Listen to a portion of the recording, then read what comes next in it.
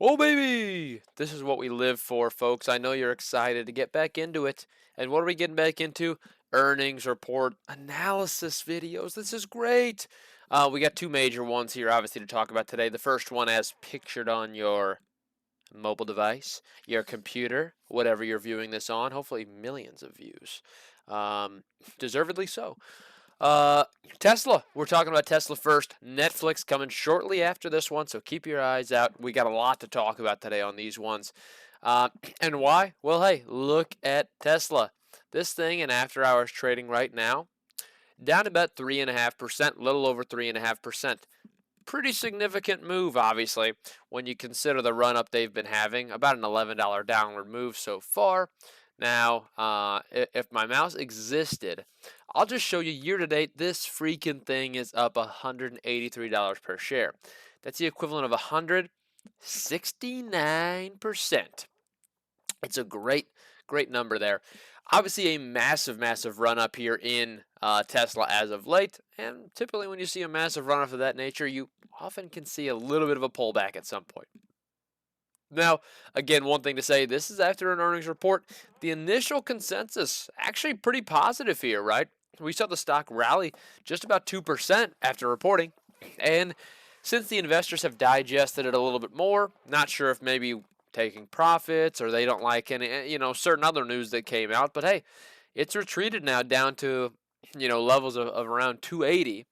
Um, which, hey, you know what? That's still very high, by the way, when we're talking about a 52-week low at $101. So, all things considered, not too crazy of a pullback. And honestly, expected movement, if you look at implied volatility on the stock, I really think a lot of investors were baking in a potentially 10% move in either direction because of this earnings alone.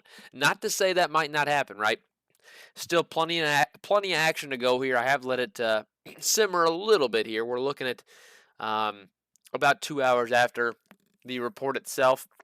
Still going to be a lot of activity. You see now down 4%. Holy macaroni. Let's get into the report though, and see what investors are looking at here today. First off, we see the headline. We look from an EPS standpoint. They showed a beat there on a non-GAAP EPS standpoint. Obviously, pretty nice for them. But what's the real story with Tesla? It's going to be the revenue. Okay. I got to be honest, some people will look at profitability for this company. Some definitely will, because it's one that stayed not profitable for a long time and then very quickly shifted it to profitability as of the last couple of years when they were losing hundreds of millions of dollars consistently each quarter. Now they're working on actually positive growth there, which is pretty nice for them. Um, so one thing to note here is that is something we will take a look at. EPS, big for me. I love to see profitability in a company, but the revenue, hey, there we go. 24.93 billion, up 47% year over year. It's a beat by 200 million. A decently large beat there over expectations. So what we're seeing so far is good numbers, right? Top line, bottom line, beat. It's good to see that. Now, stock's down. Let's keep reading a little bit further. CapEx, a little bit, nothing really in my side that I'm too afraid of there for capital expenditures. $2.06 billion versus 2.07 of first quarter of versus the first quarter, so last quarter. Now the big number here is going to be on the free cash flow, $1 billion versus 441 million of last quarter. Quite significant there, and the last little bullet point. They have a new record deliveries here of 466,140 vehicles, which is beating expectations. Now, let's just give you my initial thoughts looking at this. I look at it, and I actually said it beforehand. This thing has had such a massive rally. The question is, how much more upside potential do they really have in the short term? I honestly thought it's kind of reached towards its limit there of what its upside potential. So even with a beat on an earnings report, there's no guarantee the stock would have even gone up. That was my opinion from the start, and it looks like that is shaken out that way so far. Now, one thing to note, if this was a miss on the earnings, just being 100% honest, I do have a very good feeling this stock could easily be down 10% after hours if they actually missed the earnings. I think a lot of this pullback has to do with this really just stringent resistance level it's reached here at this level of right around 290, to where with such a massive upward movement, again, 170% within the last 7 months, that's massive movement. So with that, you build a lot of resistance in there where it's kind of you question how much longer can it go up in the short term. It's tough to. It takes a lot of great things to be able to make that thing continue to go up. Now, I think that's my personal opinion on what happened here, right? I think it just reached a level that was a little high. Some people are going to be taking profits. It's just natural. Natural to see when you have such a short-term movement. People are going to take profits eventually. And even if the earnings look good, this might be an opportunity to capitalize on it because, well, the stock did go up a little bit after the earnings. Since it's gone down, and hey, you're still up big, might as well take some profit if you need to. My kind of thoughts on it. Let's look a little more into detail, though. See exactly what we are seeing and see what's going on here. Another article posted shortly after. Um, Obviously, this is posted when it was moving higher after they topped the top and bottom line. Now, they were able to generate $2.4 billion in GAAP net income during the quarter, 2.7 billion in non-GAAP net income. Obviously, a significant number for them. This is a company, like I said, 3 years ago, losing hundreds of millions of dollars per quarter. Now posting positive GAAP net income. That's pretty nice. Pretty nice to see from a delivery standpoint. Um, Last year during this quarter, they delivered 254,000 vehicles.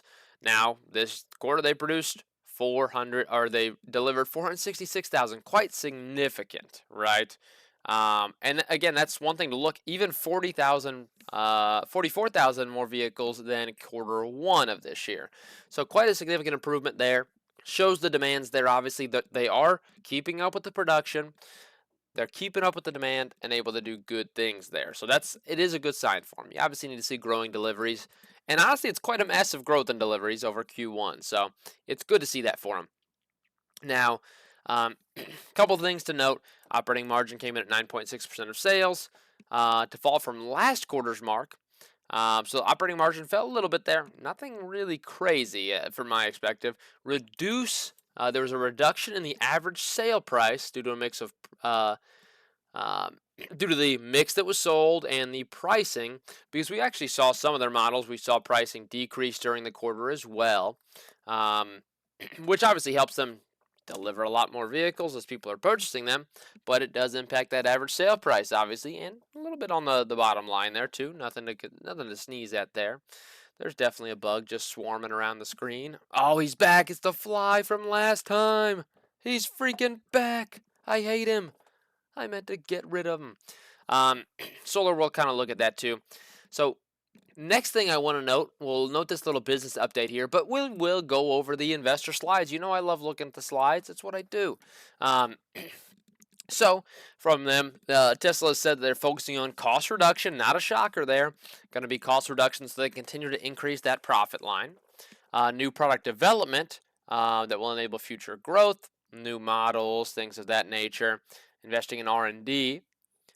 Better vehicle financing options to help increase the deliveries, let people be able to finance these vehicles more easily, and in fact, purchase more vehicles. That's great for them, obviously. And then product improvement and a generation of free cash flow. That's kind of what you see with that first line, cost reduction. That's where they get that, is this generation of free cash flow. Due to cost reduction, obviously pretty massive for them after a generation of negative free cash flow, free cash deficit. In fact, actually, not even free cash. It's well, I guess they were giving away free cash at that point. Expects about a 50% compound annualized growth, with about 1.8 million vehicles a year versus 1.88 consensus. Slightly below the consensus. That is a negative, right? Now, one thing to note there. The Cybertruck, the first one, has officially rolled off the line, right? They've officially constructed the first Cybertruck that's actually going to be a working unit. Now you see here they're testing it and on track for production run this year and to start delivering them probably by early next year. So that's something to note as far as future growth. So kind of a business update there. So So I had to sip a little something. Um, they ended the quarter with a cash positive position of $23 billion, which is up year over year because of that massive free cash flow line of 62% year over year. That's kind of where you see that growth, which is pretty nice there. Um, so yeah, I mean that's not bad at all. Taking a look at that, we can forget this stuff there too. Nothing really to worry about on that one. Let's go to the slides to wrap this bad boy up. So we go on and we see some of these details we've already seen. Love that gap net income line. I really do actually. It's pretty nice to see on that standpoint. Free cash flow. You know I'm a big fan of free cash flow. So I will definitely be taking a look there.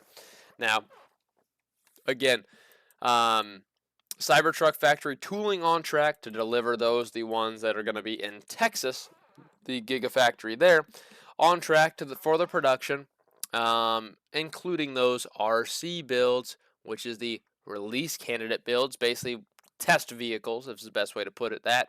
Uh, and then the Model Y became the best-selling vehicle globally in quarter one.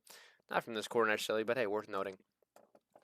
I did say I would add some of those additional pieces of the business here too, and you do see that they'll split everything obviously into automotive revenue, but they have a little more than that. There's slightly a different amount here with energy generation and storage. Then they've got a services line. Um, now, energy and storage, you saw an actual increase year over year of 74%, pretty massive for them. Most of that's just going to be based off solar energy with panels they're selling. Um, so that's kind of where you get that one. 1.5 billion, not a small chunk of the business for sure. I mean, we're talking about, I mean, grand scheme, obviously not even we're talking about maybe 5% of the business. It's not crazy, but it's noteworthy. It really is. Automotive's growing 46% and services growing 47. Those numbers will typically be in line, just so you're kind of aware as far as the growth rates on those. Pretty well in line because a lot of that service revenue comes from people servicing their vehicles. More vehicles you sell, the more vehicles you service.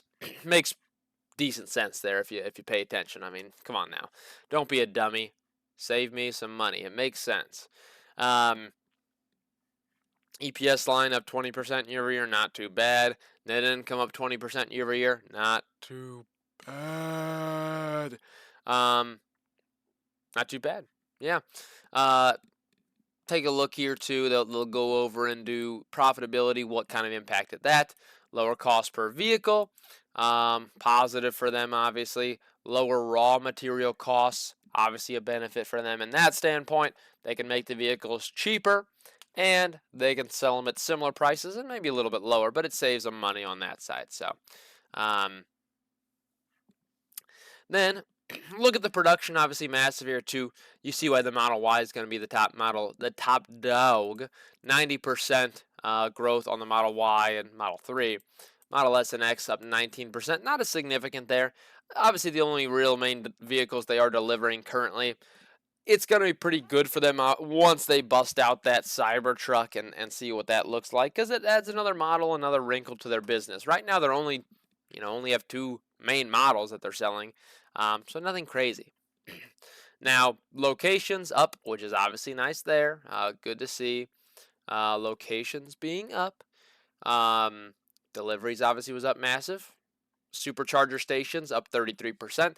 A big thing to note on that one, this is added in their other revenue, is the partnerships they'll be signing with all of these big, legacy automotive manufacturers who are starting to get in the electric vehicle game, who realize it's incredibly expensive. Let me adjust my region. I'm so sorry, I goofed you there. It's incredibly expensive to really develop your own. A little bit further. Charging stations. It really is. When Tesla's got really a ton of them out there already, not too many, but if they've already got a massive network, why not partner with Tesla and use their stations? Makes sense. So that's where they're going to see a lot of benefit there, right? Now, here they get into capacity for vehicle deliveries. Now, we see here the Texas factory is producing up to and greater than 250,000 Model Ys. They're also going to be working on the Cybertruck. The factory in Nevada is in pilot production for the Tesla Semi. Could be massive for them there too. And then in development, next-gen platform to be used on the on the vehicles themselves, and then the Roadster in development to be determined. No ideas on that one, where they're going to plan on that one. Um, so yeah, you can see the market share by region growing in really every main market there: U.S., Canada, Europe, as well as China. What just went off? Something just went off. Did you hear that? I heard that.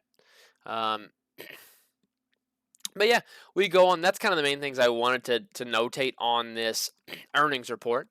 Our last thing we look at, okay, there's pictures. Look at all these guys. They're so happy. They're so happy. The first Cybertruck, look at that butte right there. You can't really see the vehicle because they're all piled around it. But, oh, this guy's loving his life. Can you imagine this guy with the heart there laying on the ground? Oh, this guy too.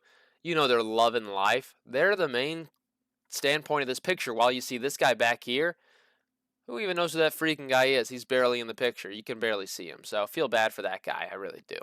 Um, see if they included, which they did, the balance sheet on here. Just because I love looking at a balance sheet. Let's just go to total assets in general. $90 billion. $90 billion of assets here. 90.5 billion. That compares to a year ago, 68.5 billion. Good to look at that. Definitely good to look at that. Quite a growth there. Then we obviously look at liabilities and see how that changed. Now liabilities at 38 billion versus a 30.8 billion of a year prior. Which, with seeing that, you only grew the liabilities by 8 billion, but you did grow the assets at the same time by just about $22 billion. So quite significant there. So you see shareholder equity did actually increase quite a bit here. Stockholder equity at 51.1 million versus a 36 million of just a year ago. Significant improvement on the balance sheet. You see it from the free cash flow. I like it a lot. Now, what's Tesla going to do here? Let's just peek back at the stock here, and again, down 4%. Again, there's a lot of stuff going on here. I can't necessarily tell you where this thing is going to go. A lot of regulations with the current job. But hey, keep an eye out for Tesla. That's just kind of a general analysis of that earnings report. I hope you had a great one. And let's get on to freaking Netflix. Ah!